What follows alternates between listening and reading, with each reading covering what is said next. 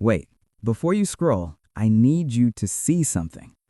A man had everything: empire, power, wealth, and he was losing his mind.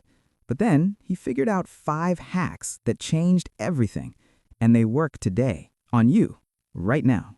Most people don't know this man's name, but his secrets are literally saving lives today.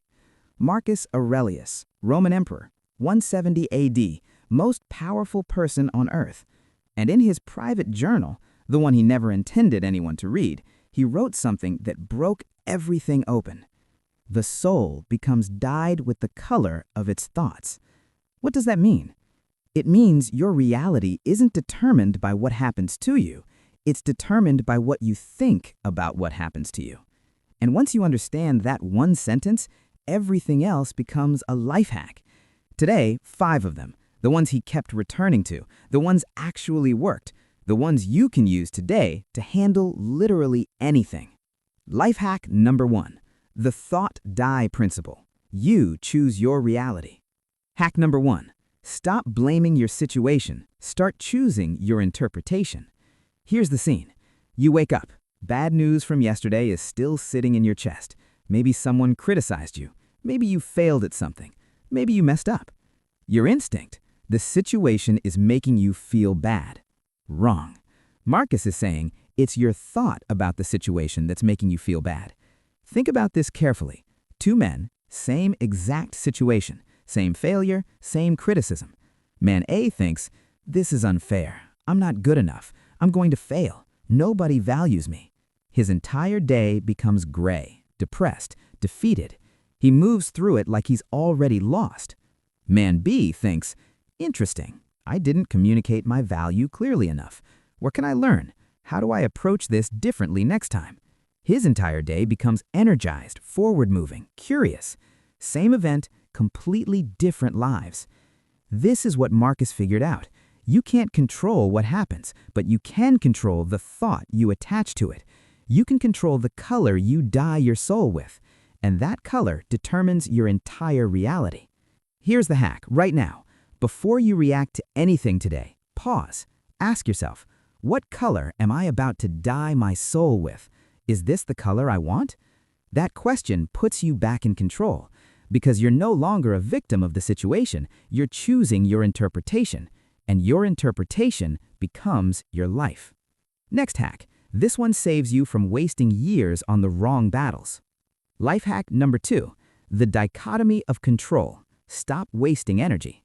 Hack number 2, split your life into 2 columns and stop fighting the second one. Marcus ran an empire, and he realized 99% of what happens is outside his control. Rebellions, plague, politics, other people's decisions. He could have spent his entire reign frustrated, angry, trying to control the uncontrollable. Instead, he asked, what can I actually control? Here's the split. Column 1, things in your control. Your effort, your attitude, your honesty, your values, your actions, how you show up, what you work toward. Column 2, things outside your control. Whether people like you, what they think, the economy, other people's responses, whether you get the promotion, the outcome. Now here's what kills most people. They spend 80% of their mental energy on column 2, worrying about what people think, anxious about outcomes they can't control, stressed about other people's decisions, angry about things they can't change. You're running on a treadmill while the treadmill is on fire. Marcus's hack, stop doing that. Write down 3 things stressing you right now. Seriously. Now ask, is this in my control? Can I actually affect it? If yes, column 1, you attack it. You put energy there. If no, column 2, you accept it. Stop fighting it. The moment you do this, everything shifts. You're not less ambitious, you're laser focused, because you're only fighting battles you can actually win. This one hack eliminates most of the anxiety in your life, because you're not resisting reality anymore, you're responding to it. Next hack. This one changes how people read you instantly. Life hack number 3, the reframe technique. Language shapes reality. Hack number 3, strip the emotion, keep the fact. Marcus noticed something. The words you use determine how you feel. Someone wrongs you. Your natural thought, they disrespected me. They don't care. I'm not valued. You're a victim. You're hurt. You're angry. Marcus's reframe, someone expressed disagreement with me. Feel the difference? Same thing happened, completely different meaning. He had this phrase I love. A cucumber is bitter. Throw it away. There are briars in the road. Go around them. This is enough. Do not add, and why were such things made in the world? What's he saying? Event happens, that's the cucumber being bitter. Fact, reality, that's it. But then most people add a story. Why would they do this? Why is the world unfair? Why do bad people exist? You've taken one problem and created 10 more in your mind. Here's the hack. Describe what happened in the most neutral language possible. Not, I failed, but this approach didn't produce the desired result. Not, they disrespected me, but they expressed a different perspective. Not, everything's falling apart, but my circumstances are changing. You're not denying reality. You're being honest about what's true versus what story you invented. Language shapes perception. Perception shapes everything. The moment you separate fact from narrative, you regain power. Because now you respond to what's actually true, not to the story you told yourself. Next hack. This one destroys procrastination forever. Life hack number 4. The beginning principle. Start before you're ready. Hack number 4. Begin. Half the work is starting.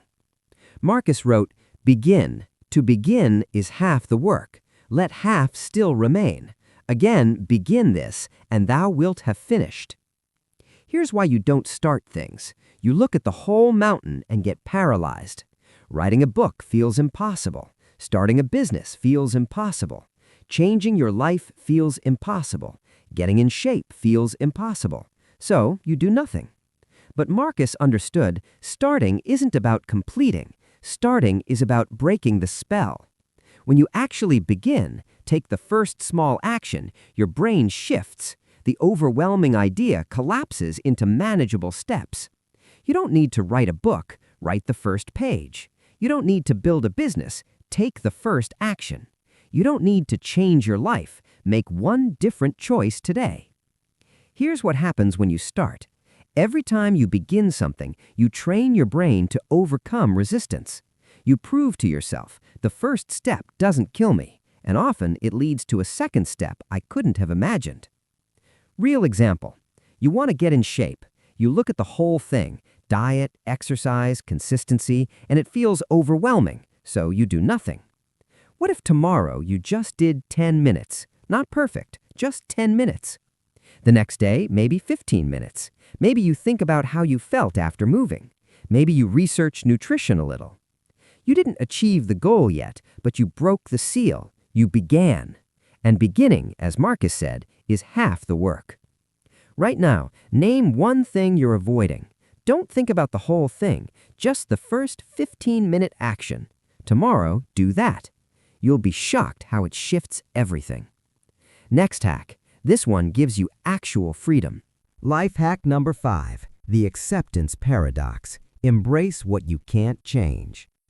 Hack number 5. Stop fighting reality. Start accepting it. This sounds like giving up. It's the opposite. Marcus wrote, to love only what happens, what was destined, no greater harmony. He's not saying accept injustice, accept abuse, accept failure, and give up. He's saying some things are going to happen that you didn't choose. That's life. And the moment you accept that, stop fighting it, you gain power. Here's the split. Way 1, you experience a hard situation while fighting it. This shouldn't be happening. This is unfair. I shouldn't have to deal with this. You're experiencing the problem and resisting reality. Double suffering. Way 2, you experience it while accepting it. This is happening. It's not what I wanted, and right now I get to choose who I am in response. You're not saying it's good. You're just not wasting energy fighting what's already true. The acceptance isn't about the situation. It's about reality. Accepting that sometimes bad things happen to good people. Sometimes you lose despite doing everything right. The moment you accept that, you can respond. Because you're not in denial, you're seeing clearly. This is why the best leaders accept reality faster than everyone else. They don't waste time fighting what's already true. They see what is and ask, what's my move? The Romans called this amor fati, love of fate. Not because what happened was good, but because it happened, and it's part of your story, and you become someone through how you respond to it. Right now, identify one situation you're resisting, one thing you're fighting. What if you accepted it as already true, not as good, just as true? How does that change what you do next? Because resistance kills your power. Acceptance unlocks it. 5 hacks. The thought die principle, you choose your reality. The dichotomy of control, only fight battles you can win.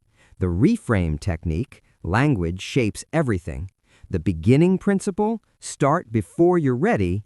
And the acceptance paradox, embrace what you can't change.